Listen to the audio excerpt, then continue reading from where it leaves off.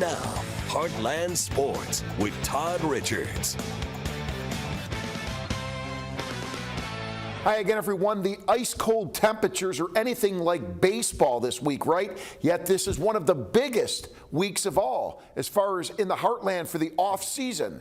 The Cardinals Caravan arriving at the Osage Center tonight in Cape Girardeau. It's a yearly tradition where current, future, and past Cardinals players get a chance to meet up with their fans. The group includes outfielder Alec Burleson, of course, had a good year for the Cardinals last year. Pitchers Drew Rom and future big leaguers Tink Hence and Sam Roberts. The Cardinals alumni included former pitcher Jason Tachi, you just got to look at, and infielder Xavier Scruggs, who has also expanded his career after baseball to the broadcasting and doing a lot of media activities. The MC Polo Asenio, who does play-by-play for the Cardinals Spanish language radio network. The current players and former players, they talked about being part of the Cardinals organization. Good to meet them face to face, obviously.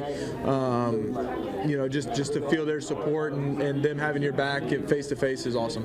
Just coming out here, traveling, and just meeting all the fans, and coming out in the absolute cold weather, no matter what, they're here through thick and thin. Being along this journey has been amazing, and I feel like the Cardinals was a great organization for me to come into and learn, and just the culture of the way they present themselves. I think it's very cool. It has a big history. It has a bunch of championships, and I think they're very respectful and professional in what they do. Being able to get invited back, to be a part of the caravan, give back to the fans, share some stories, just humbled. I mean, it's really good, really good. You feel the support from the fans. You feel it in different areas other than St. Louis, especially when we're doing this caravan. So it's extremely special. You get to see the visual support as we make these stops, and then it reminds you how special this Cardinals Nation really is.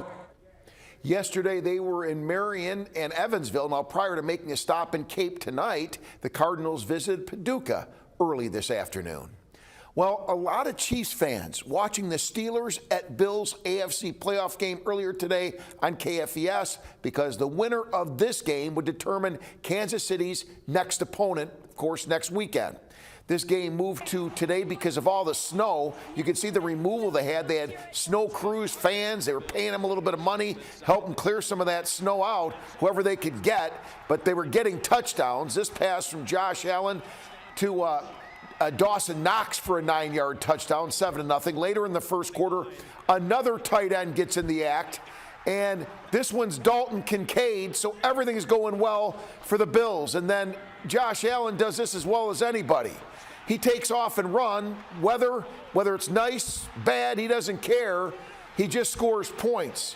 He went 52 yards. That's the second longest TD by a QB in NFL history, rushing one in. Bills went on. They had to hang on a little bit at the end, but here's the final score.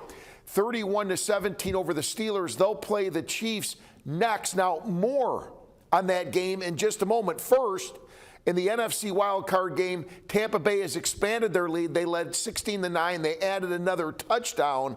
So Tampa Bay could very well be the team that travels to Detroit to play the Lions at Ford Field on Sunday. Now, back to the AFC.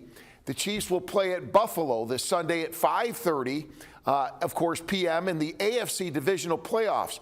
Now, the winner advances to the AFC championship game, and keep this in mind. On the other side of the bracket, you have top-seeded Baltimore hosting Houston in the other AFC matchup.